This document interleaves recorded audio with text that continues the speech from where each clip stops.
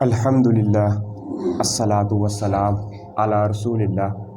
وعلی آلہ وصحابہ اجمعین، اما بعد، اعوذ باللہ من الشیطان الرجیم، بسم اللہ الرحمن الرحیم۔ الحمدللہ رب العالمین الرحمن الرحیم مالک یوم الدین، ایاک نعبد و ایاک نستعین، اہدنا الصراط المستقیم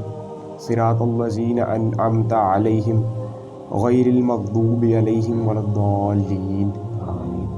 اللہم صلی علی محمد وعلی آل محمد، رب اشرح لی صدری ویسر لی امری واحلل عقدۃ من لسانی یفقہوا قولی۔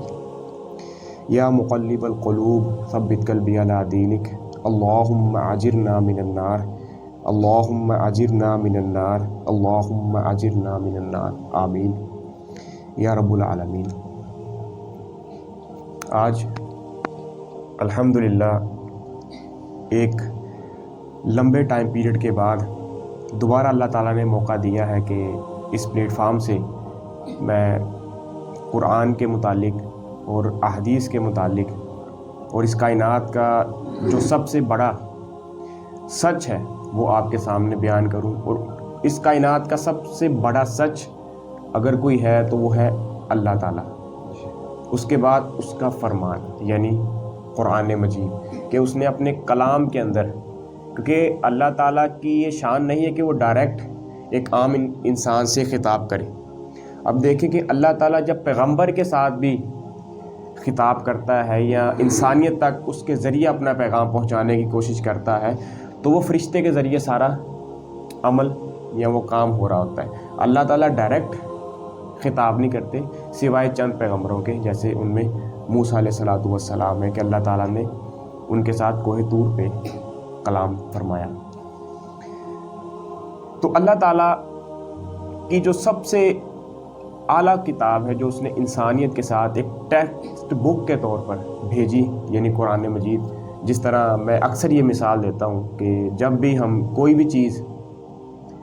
مارکیٹ سے لینے کے لیے جاتے ہیں تو اس کے ساتھ ہمیں ایک ٹیکسٹ بک ملتی ہے۔ موبائل فون کے ساتھ آپ کوئی فریزر لینے چلے جائیں، آپ کوئی جنریٹر لینے چلے جائیں تو ایک بک آپ کو دی جاتی ہے۔ اس بک کے اندر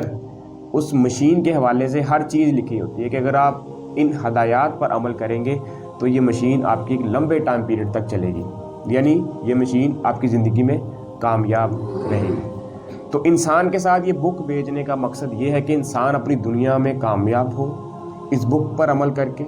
اور پھر آخرت کی جو اربوں اور خربوں سال کی زندگی ہے اس میں بھی وہ کامیاب ہو۔ اصل میں انسان کو اس دنیا سے گزار کر اللہ تعالیٰ آخرت کی کامیابی دینا چاہتا ہے، لیکن انسان چاہتا ہے کہ وہ آخرت کی کامیابی کی بجائے یہ چند سال دنیا کی کامیابی حاصل کر لے، اور آخرت جو خربوں سال کی زندگی ہے اسے ہمیشہ کے لیے تباہ کر دے۔ یہ خربوں سال کی زندگی کوئی میں اپنے پاس سے نہیں کہہ رہا، بلکہ یہ قرآن اور حدیث کے اندر ایک روایت کے اندر ہمیں ملتا ہے کہ نبی صلی اللہ علیہ وسلم نے فرمایا کہ اگر تم میں سے کوئی شخص سمندر کے اندر اپنی انگلی ڈبوئے اور جب اپنی انگلی کو سمندر سے باہر نکالے تو انگلی کے ساتھ جو پانی لگا ہوگا یعنی ایک قطرہ یا اس سے بھی کم، یہ دنیا کی زندگی ہے، اور یہ پورا سمندر انفینٹ آخرت کی زندگی ہے۔ یعنی آپ دیکھیں کہ دنیا کی زندگی اور آخرت کی زندگی کا کوئی کمپیریزن بنتا ہی نہیں ہے، یعنی ایک قطرہ پانی کا اور ایک پورا سمندر، وہ آخرت کی زندگی۔ لیکن ہم ایک قطرے پانی کے پیچھے پڑ چکے ہیں، بجائے کہ ہم پورا سمندر حاصل کرنے کے لیے اپنی پوری تگ و دو اپنا تن من دھن لگا دیں۔ اور ایک اور چیز کہ دیکھیں کہ اللہ تعالیٰ جو سمندروں کا مالک ہے، دریا جس کے قبضہ قدرت میں ہے، پورا کا پورا سمندر، آپ دیکھیں کہ ابھی یہ اٹلانٹک